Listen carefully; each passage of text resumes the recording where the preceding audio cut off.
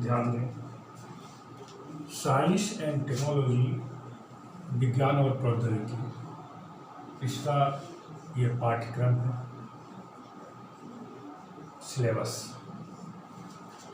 इस पाठ्यक्रम में जो मेन पॉइंट शामिल किए गए हैं, ऊर्जा है, नाभिकीय प्रौद्योगिकी, अंतरिक्ष प्रौद्योगिकी, सूचना एवं संचार प्रौद्योगिकी, प्रतिरक्षा प्रौद्योगिकी, जैव प्रौद्योगिकी, नैनो टेक्नोलॉजी, अतिचालकता, लेजर, रोबोटिक्स एवं कृत्रिम बुद्धिमत्ता, स्वास्थ्य एवं चिकित्सा प्रौद्योगिकी।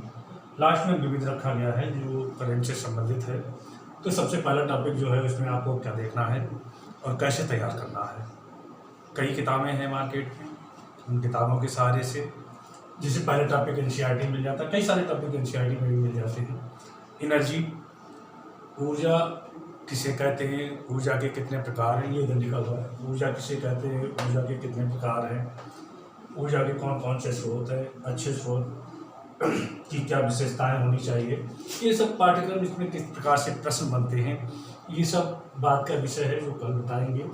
मैन है नाभिकीय प्रौद्योगिकी। अब इसमें देखना है कि नाभिकीय विखंडन है, नाभिकीय संलयन है, इनसे कैसे ऊर्जा जनरेट हो रही है, इस ऊर्जा का कैसे प्रयोग किया जा रहा है, भारत में कौन कौन से नाभिकीय रिएक्टर्स हैं, इन सब के बारे में यहाँ पर जानकारी आपको मिलेगी। स्पेस प्रौद्योगिकी, अंतरिक्ष के बारे में कौन कौन से अंतरिक्ष में कार्य किए गए, कौन कौन PSLV सभी इसमें आपको देखने को मिलेगा।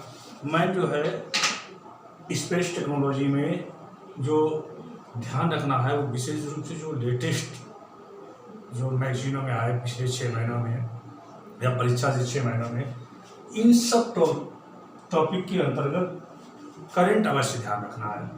ये तो रखना ही कि भारत में अंतरिक्ष प्रौद्योगिकी ने क्या प्रगति की, या भारत में सूचना एवं संचार प्रौद्योगिकी में क्या प्रगति की, या प्रतिरक्षा प्रौद्योगिकी में क्या प्रगति की। अब डिफेंस में अब जितने भी डिफेंस से संबंधी हैं जो भी कार्य किए गए, चाहे वो हेलीकॉप्टर हो या चिनूक हो, जो भी लेटेस्ट बाहर से लिया गया है, या अंतरिक्ष के क्षेत्र में कौन सी डीलें भारत ने की हैं, ये या कौन सा नया आने वाला है, तो ये सब प्रतिरक्षा प्रौद्योगिकी के अंतर्गत आएगा। जैव प्रौद्योगिकी और नैनो टेक्नोलॉजी, ये इसका क्षेत्र ज़्यादा बढ़ रहा है। इनमें भारत ने क्या प्रगति की और कहाँ तक भारत का योगदान पहुँच गया है। इसी प्रकार से अतिचालकता, लेजर, रोबोटिक्स, कृत्रिम बुद्धिमत्ता, ये भी बहुत चल रहा है। कृत्रिम आर्टिफिशियल इंटेलिजेंस, इसके बारे में भी देखना है। कौन कौन से नए टीके बनाए गए हैं, स्वास्थ्य और चिकित्सा के क्षेत्र में कितनी प्रगति की भारत ने, और नई जो नवीन तकनीकें आती हैं जैसे विज्ञान प्रगति है इनमें, या जो मासिक पत्रिकाएं आती हैं, इनके माध्यम से नई नई चीज़ें, टेक्नोलॉजियाँ जो होती हैं वो देखने को मिलती हैं।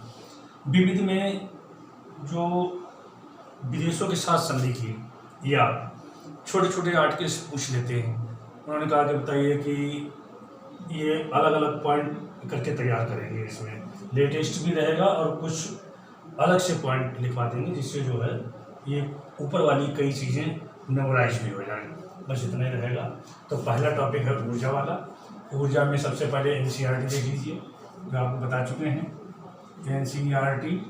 एनसीईआरटी देखने के बाद में ये पाठ्यक्रम पूरा बताएंगे, जिसमें जो है पूरा डिस्क्राइब कर देंगे कैसे ऊर्जा के नवीनीकरण स्रोत कौन से हैं, अनवीनीकरण स्रोत कौन से हैं, उनमें जो है किस प्रकार से भारत में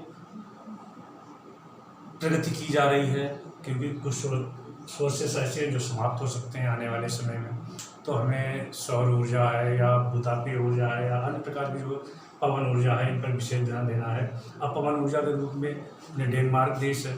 अब डेनमार्क या जिसने भी हम लोगों ने प्रगति की है, भारतवर्ष के रेफरेंस में विशेष तौर पर देखना है, ये भी भारत के संबंध में। लेकिन कुछ नीतियाँ ऐसी हैं जो IAEA है, अब उसमें हमको यहाँ पर ध्यान रखना पड़ता है कि अंतर्राष्ट्रीय स्तर पर जो है न्यूक्लियर संबंधित क्या क्या है, तो ये सब चीज़ें ध्यान देनी है। सबसे पहला टॉपिक स्टार्ट करेंगे ऊर्जा। Thank you.